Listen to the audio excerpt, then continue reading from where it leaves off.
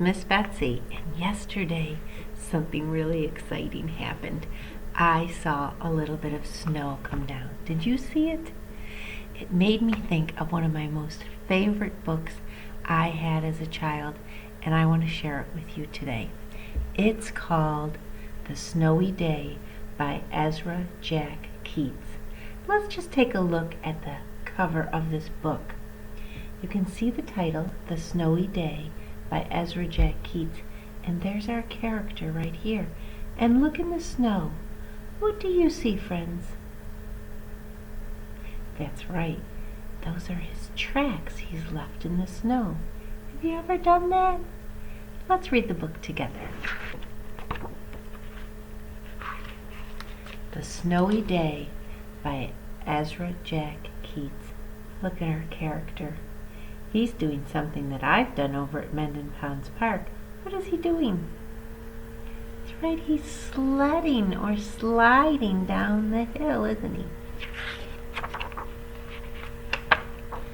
One morning, Peter woke up and looked out the window. Snow had fallen during the night. It covered everything as far as he could see.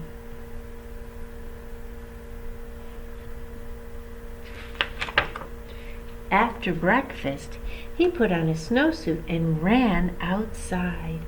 The snow was piled up very high along the street to make a path for walking.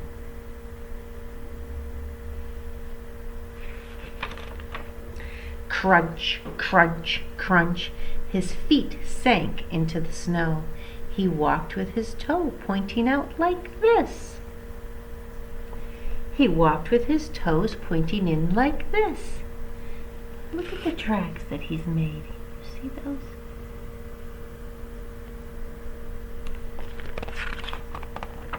Then he dragged his feet slowly to make tracks.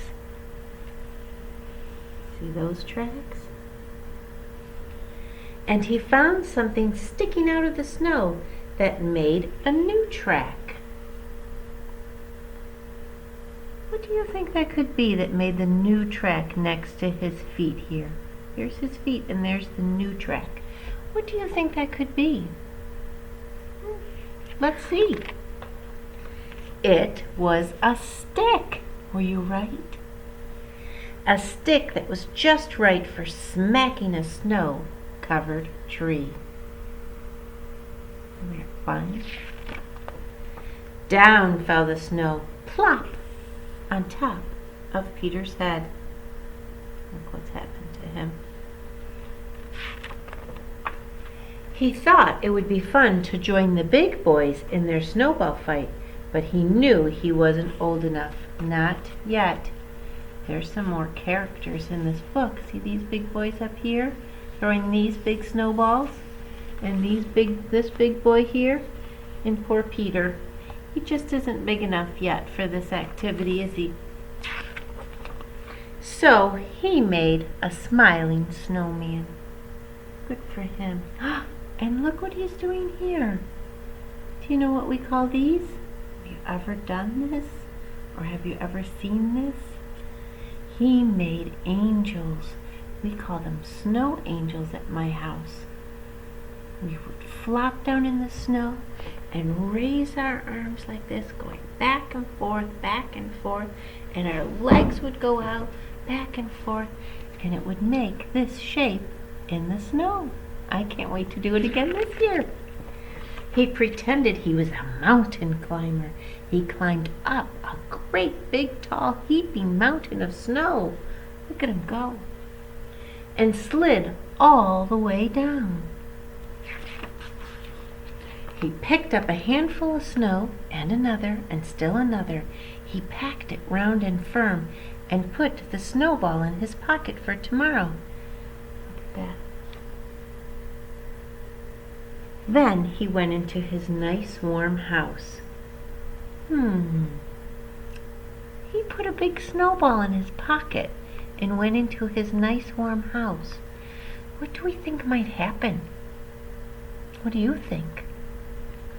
He told his mother all about his adventures while she took off his wet socks. And he thought all about them. He's having a nice warm tub bath.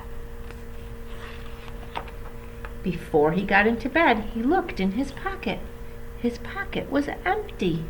The snowball wasn't there. He felt very sad.